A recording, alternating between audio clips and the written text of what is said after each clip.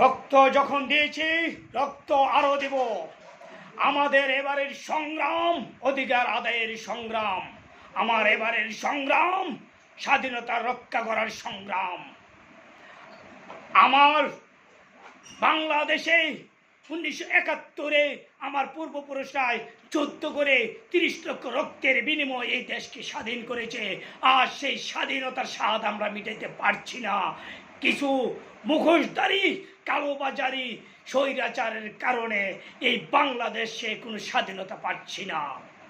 এবং আমরা ইনশাল্লাহ আল্লাহর রহমতে আগামী এই আন্দোলনে ইনশাল্লাহ আগামী কিছুদিনের ভিতরে আমরা এই স্বৈরাচারের পতন ঘটে ইনশাল্লাহ এই বাংলাদেশে আমরা পুনরায় স্বাধীনতা ঘোষণা করব, স্বাধীনতার ঘোষণা করব, পুনরুদ্ধার করব এই স্বাধীনতাকে।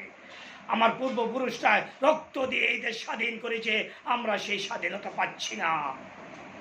তাই আল্লাহর রহমতে আমরা যখন রক্ত দিতে শিখেছি, ইনশাল্লাহ রাজপথে আরো রক্ত দিব।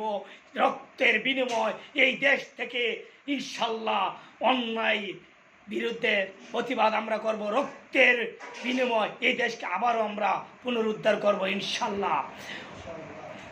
90-এর আন্দোলনে স্বৈরাচার এরশাদকে আমরা হটিয়েছিলাম।